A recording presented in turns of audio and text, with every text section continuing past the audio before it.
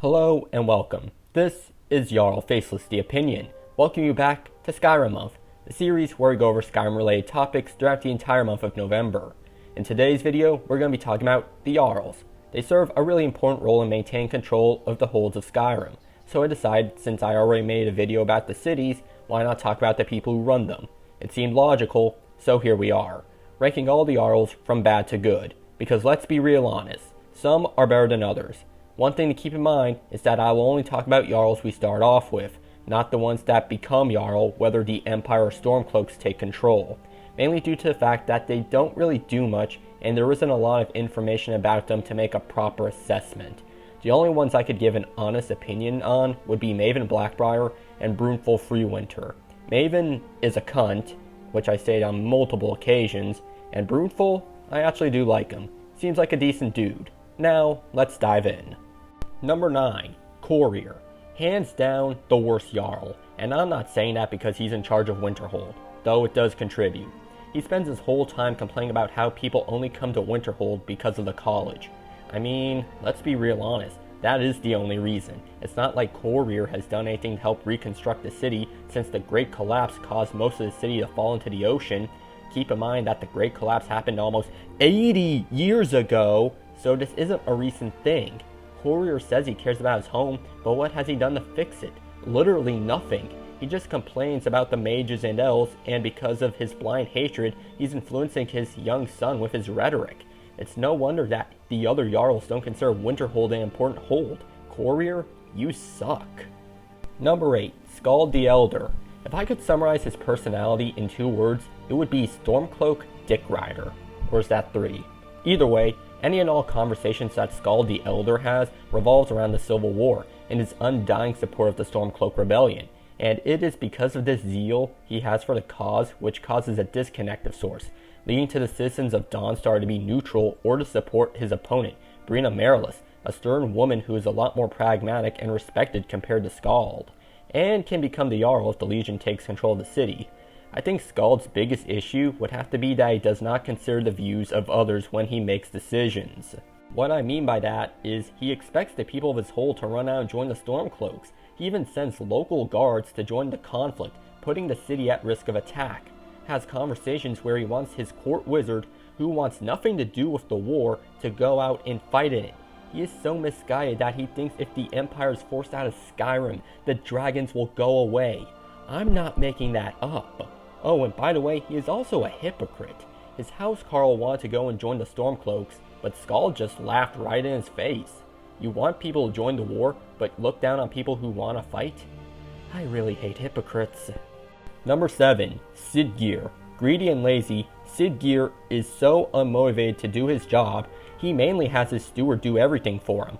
He only cares about eating the most eloquent of meals and drinking the finest of ales. For him, the title of Jarl only means that he can have wealth and power, making him come off as a condescending dickhead. He threatened to reduce the wages of the guards because he viewed them as quote-unquote sloppy. Hell, Siddgeir colluded with bandits who were looting and raiding in his hold. As long as they gave him a cut, he left them to their own devices. The only reason he decided to deal with them by sending in the Dragonborn to take care of it was because they stopped giving him money. That's it. This guy's a real piece of work. Number 6. Laila Law Giver. Compared to other Jarls, I would have to say she is the most oblivious. Anyone with half a brain can realize that Riften is corrupt. But no, Laila is completely unaware of what's going on, particularly about Maven Blackbriar, who she considers to be one of the few people she can trust. How? I have no idea. But because of this, she lets Maven do whatever the hell she wants. I wouldn't be surprised if Laila Law Giver was a puppet Jarl for Maven. She has also unawareness about skooma being in the city. In conversations she has had with her steward, they talk about being a falsehood prepared by the Empire. I'm sorry, what? Not to mention, she thinks one of her sons is possessed because he supports the Legion while she and her other son support the Stormcloaks.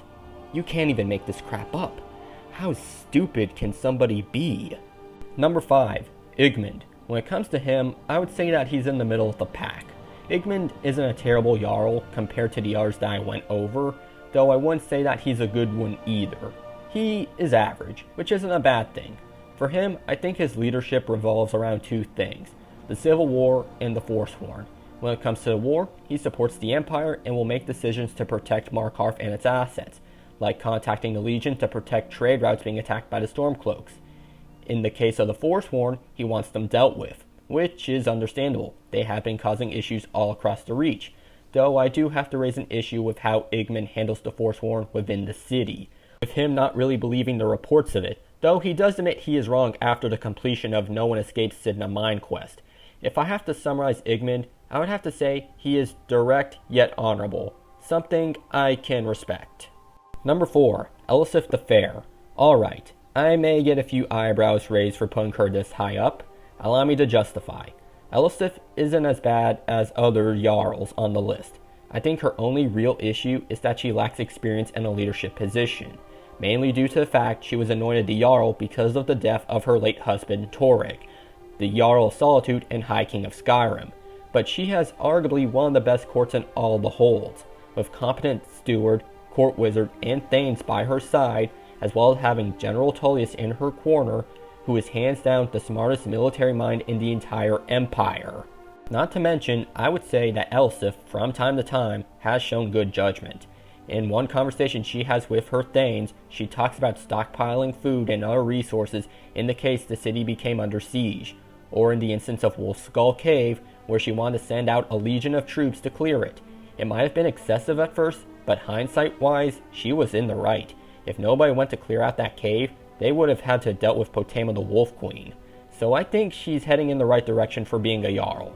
High Queen, on the other hand, maybe not. Number 3. Ulfric Stormcloak. A polarizing individual, that's for sure. Many consider Ulfric to be a hero, while others label him an opportunist. I won't go into detail about whether or not which of the two he is. That is not the point of the video. I am mainly going over his tenure as Jarl, although there is going to be some overlap between his position as Jarl and the Civil War. That is just unavoidable. Ulfric is a nationalist who believes that the Empire is weak because of the loss that they had with the Aldmeri Dominion during the Great War, which has greatly affected Skyrim as a whole.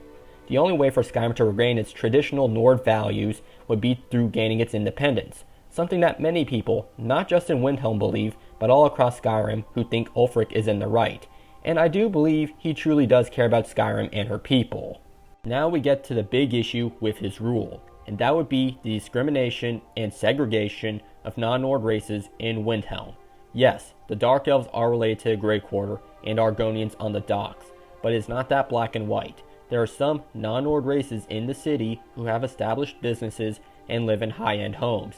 Nirain and Belain Hlalu are examples of that. Non-Nord races can have success under a Stormcloak government. There are many things about Ulfric Stormcloak you can say, but one thing you have to admit is that he is popular and beloved by a good chunk of the population, even if you don't agree with his ideology. Number 2. Idgrod Ravencrone. A Jarl who uses wisdom and patience to rule over the city of Morfall, Idgrod is believed to have psychic visions and dreams that give her insight on how to handle certain situations. Though some people in her hold don't view her in high regard due to her enigmatic personality and affiliation with magic, but that doesn't deter her from doing what she views as the best decision. For example, many people in the city consider the wizard Valian to be malicious, but Idgrod does not share that sentiment, as she views him as altruistic and not bothersome, which is the reason why she lets him live in the city to begin with. She was even steadfast when it came to having someone investigate the house fire that claimed the lives of 2 people, which would come to the realization that vampires pose an imminent risk to the city. I think because of her relaxed demeanor and wisdom, she makes a good leader even if her citizens may not view her in a positive light. Number 1. Balgruuf the Greater. To the shock of no one, Jarl Balin is in the number 1 spot. Listen well, slut. I am Jarl Balgruuf, and I be ballin',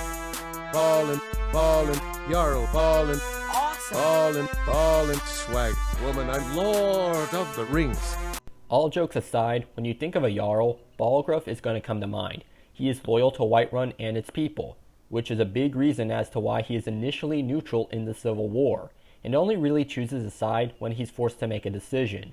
He has a disdain for the Thalmor and still worships Talos, even though it is banned in the country, which would make a solid enough reason to join the Stormcloaks, though he doesn't and chose the Empire because he believes that they may be the solution to Skyrim's problems.